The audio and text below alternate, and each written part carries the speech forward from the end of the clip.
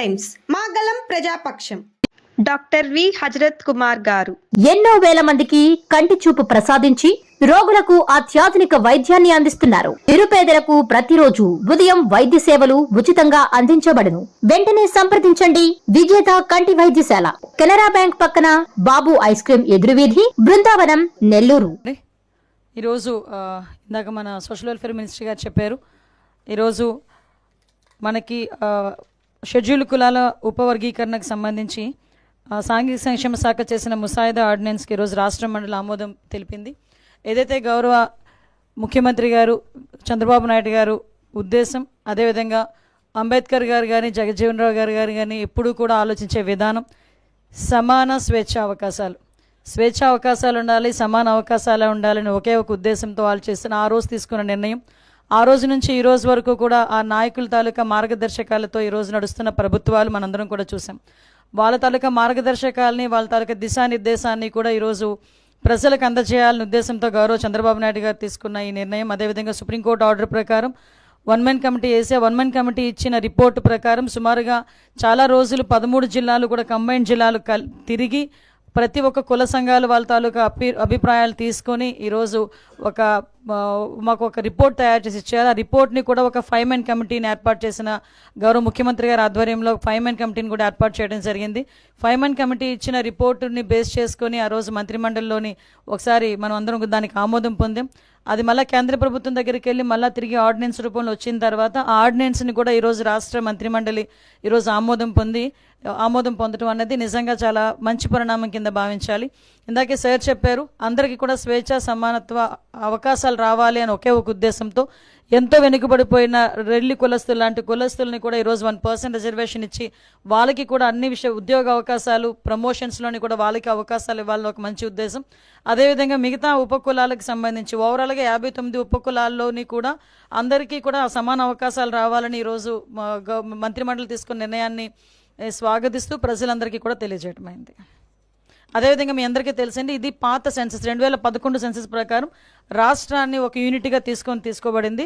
చాలా సంఘాల నుంచి కొన్ని రిప్రజెంటేషన్స్ రావడం వల్ల గౌరవ ముఖ్యమంత్రి గారు కూడా మళ్ళా సెన్సస్ అయిన వెంటనే దీన్ని జిల్లాలకు ఒక యూనిట్గా చేసుకొని కూడా చేయడానికి సిద్ధంగా ఉన్నామని ఇప్పటికే సభలోని ప్రకటించారు, అసెంబ్లీలోని గౌరవ ముఖ్యమంత్రి గారు ప్రకటించడం జరిగింది.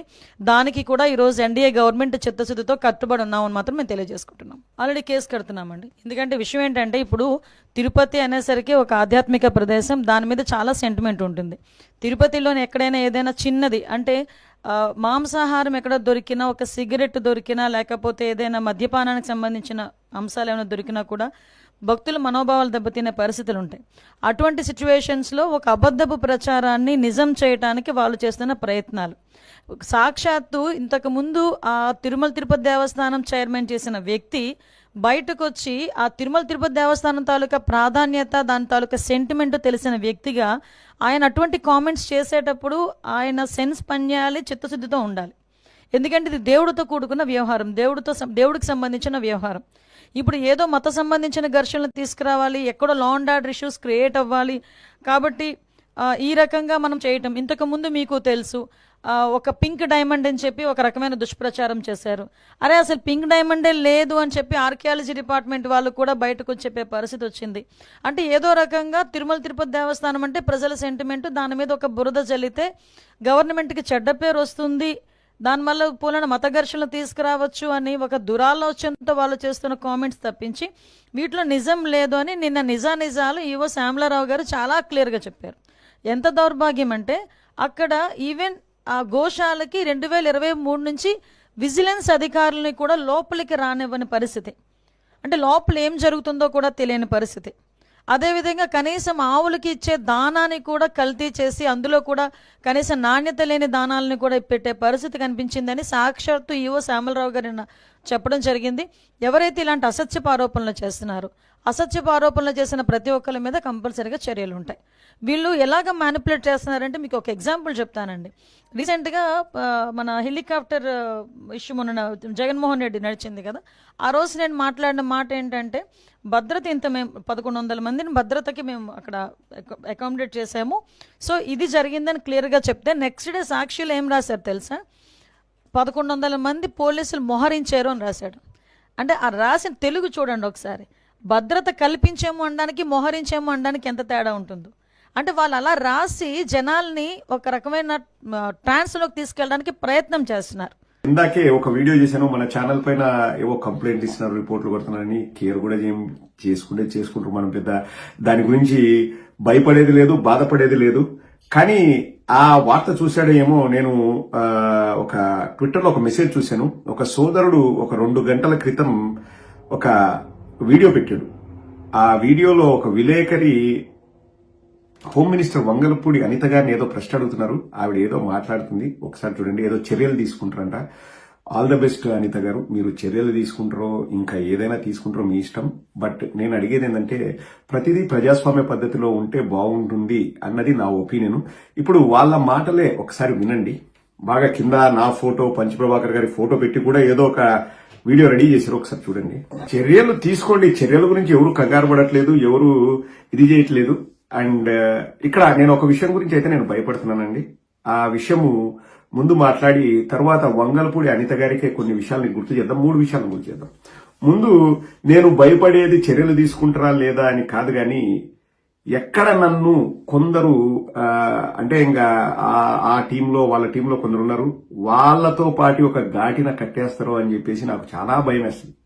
చాలా మంది అడిగేవాళ్ళు, అన్న ఇతని గురించి మాట్లాడు, అతని గురించి కౌంటర్ ఇవ్వు అంటే, వాళ్ళ అప్బ్రింగింగ్, వాళ్ళ బ్యాక్గ్రౌండ్, వాళ్ళు మాట్లాడే విధానం చూసిన తర్వాత దేవుడా, నేను జీవితంలో ఆ స్థాయికి దిగజారకూడదు, వాళ్ళ రేంజ్కు నేను వెళ్ళకూడదు, వాళ్ళ లాగా నేను బిహేవ్ చేయకూడదు, అసలు వాళ్ళ థాట్స్ నే నా మైండ్ లోకి తీసుకురాకూడదు అని చెప్పేసి ఎంతో నేను కట్టడి చేసుకుంటాను. నాకేం తిట్టడం చేతగాక కాదు, బూతులు మాట్లాడడం చేతగాక కాదు, వద్దు. మనకు దరిద్రం ఏంటంటే, like worst thing about politics is like ప్రతి ఒక్కడు వస్తాడు, ఏమీ చదువులేని ఏ ప్రాసి ఎదవా వస్తాడు, ఇంకా అన్ని నీచమైన పనులు చేసేవాళ్ళు రాజకీయాల్లో ఉంటారు. నాకు భయం కూడా అదే. అటువంటి దరిద్రులతో, అటువంటి నీచ నికృష్టులతో నన్ను మాత్రం జత కలపొద్దు అన్నదే నా రిక్వెస్ట్. అక్కడ నేను చాలా భయపడతాను.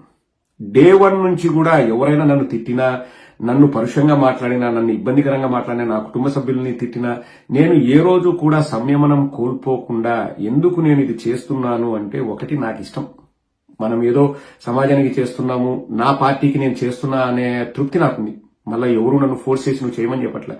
రెండవది, వాళ్ళు తిట్టినందుకు మనము వాళ్ళని తిట్టడం ఇదంతా చేస్తే మనము అదే స్థాయికి దిగజారుతాము. ఇంకా మనకు వాళ్లకు తేడా ఏముంటది? నా చదువు నేర్పిన సంస్కారం నాకు ఇదేనా? నాకు ప్రతి క్షణం నన్ను అది ప్రశ్నిస్తుంటది. కాబట్టి నేను ఎవరైనా తిట్టినా ఓర్చుకుంటున్నాను, నేను సంయమనం పాటిస్తాను, నేను ఎవరిని అనట్లేదు. అండ్ ఆ విలేకరు ఎవరో నాకు తెలియదు, నా దగ్గరికి వస్తే నేను సమాధానం చెప్తాను, ఎందుకంటే అతని ఫేస్ కనిపించట్లేదు. అంటే వినరాని మాటలు, అనరాని మాటలు అంటున్నారంట. బాబు విలేకరి, నీకే ఓపెన్ ఛాలెంజ్ నాయన, ఒక్క వీడియో నాది ఎవరినైనా గాని నేను చెడ్డ మాటలు అన్నట్లు, నేను తిట్టినట్లు, లేకపోతే నేను కుటుంబ సభ్యుల్ని అవమానించినట్లు, లేకపోతే నేను కులాల్ని మతాల్ని అడ్డం పెట్టుకుని నేను మాట్లాడినట్లు ఒక్క వీడియో చూపి, ఇంకా అనిత గారికి కూడా అవసరం లేదు, నేనే వెళ్ళిపోతాను. నేనే రాజకీయాల్లో ఉన్నాను. నేను ఇక్కడికి వచ్చింది ఈ సోషల్ మీడియాలో ఫేమ్ తెచ్చుకుందామనో, లేకపోతే ఇక్కడ వచ్చేసి మనకంటూ ఒక క్రేజ్ క్రియేట్ చేసుకుందాం, ఒక PR టీమ్ పెట్టుకుందాం, ఒక అది చేద్దాం. నాకు ఆ ఇంట్రెస్ట్ లేదురా పోయి. నేను ఆ విలేకరికి చెప్తున్నా, నాకంటే పెద్దవాడైతే అన్న, నాకంటే చిన్నవాడైతే తమ్ముడు, నీకే చెప్తున్నా, ఆ ప్రశ్న అడిగిన వాడికే చెప్తున్నా, నాకంత జిలానందం లేదు, నాకు ఇంట్రెస్ట్ లేదు. నేను ప్రతి క్షణం కూడా ఈ చేసేవి నాకు చాలా ఇష్టం అండి. మనకు వచ్చే రెస్పాన్స్ కానీ, ప్రజలు మనల్ని అప్రిషియేట్ చేస్తుంటే నాకు చాలా ఇష్టం. కానీ నాకు అందుకనే ఎవరైనా యూట్యూబర్ అనే నాకు గలీజ్గా అనిపిస్తుంది, ఆ పదమే నాకు గలీజ్గా అనిపిస్తుంది. ఐఎమ్ నాట్ ఏ యూట్యూబర్ కానీ, నేను ఏదో సోషల్ మీడియా వారియర్ని, లేకపోతే యుద్ధానికి వెళ్లే సైనికుని, నేను అట్లా ఎప్పుడు నాకు అసలు ఆ పదాలే ఇష్టం ఉండదు. I am a person who is interested in politics and I support Jagannath Reddy garu because I love him. I love him as a person. Jagannath Reddy garu సమాజానికి చేసే మంచి చూస్తే నాకు ఇష్టము, నన్ను ప్రేరేపిస్తున్నది. లైక్ నాకు ఉత్తేజం కలుగుతుంది జగన్మోహన్ రెడ్డి గారిని చూస్తే. నాకు చేతనైనంతగా నేను జగన్మోహన్ రెడ్డి గారికి ఏం చేయగలను అనుకున్నప్పుడు నాకు ఈ ఆప్షన్స్ కనిపించి నేను చేస్తున్నాను తప్పితే, సోషల్ మీడియాలో వాడితో కొట్లాడి, వీడితో కొట్లాడి, వాడిని తిట్టి, వీడిని తిట్టి, వాళ్ళతో బూతులు మాట్లాడి, వీళ్ళతో బూతులు మాట్లాడి, వాళ్ళ రేంజ్కి దిగజారి, ఇంకా ఆ ఊహ నాకు ఎంతో గలీజ్గా అనిపిస్తుంది. I respect my self, I value my self. మనల్ని గౌరవించుకోకపోతే మనం పక్కన వాళ్ళని గౌరవించలేము. I am very proud of what I am. I am proud of my education. I am proud of my profession. And I am proud of what I am doing. చాలా మంది అంటారు, అన్న నువ్వు doctor అయ్యి నువ్వు సోషల్ మీడియాలో ఎందుకున్నావు అన్నా, ఇట్లా చోట ఎందుకున్నావు అంటే తప్పు నాది కాదు. అంటే ఆ సోషల్ మీడియా అంత కంపుమయంగా ఉంది, అంత దరిద్రంగా ఉందని వాళ్ళ ఫీలింగ్, అది వాళ్ళ మైండ్ లో ఉంది. ఇప్పుడు నేను తప్పు చేయనంత వరకు నేను ఎక్కడ మాట్లాడినా నాకు నా దేశం నాకు ఇచ్చిన హక్కు అది. ఇప్పుడు అనిత గారినో లేకపోతే ఇంకొకరిని ఎవరైనా మాట్లాడినట్టు ఆ విలేకరు అంటున్నాడు కదా, ఆయన విలేకరు ఎట్లా అయ్యాడో నాకు తెలియదు, తీసుకురా, నేను ఏం అనరాని మాట్లాడినానో ఒకసారి వచ్చి చూపి, నేను రాజకీయాల్లో ఉన్నాను. కానీ దయచేసి ఇప్పుడు మళ్ళీ ఇక్కడ మీ పంచప్రభాకర్ మాట్లాడట్లేదు అంటారు. I like him as a person, he's like my brother. There is no second thought about it, he's my brother.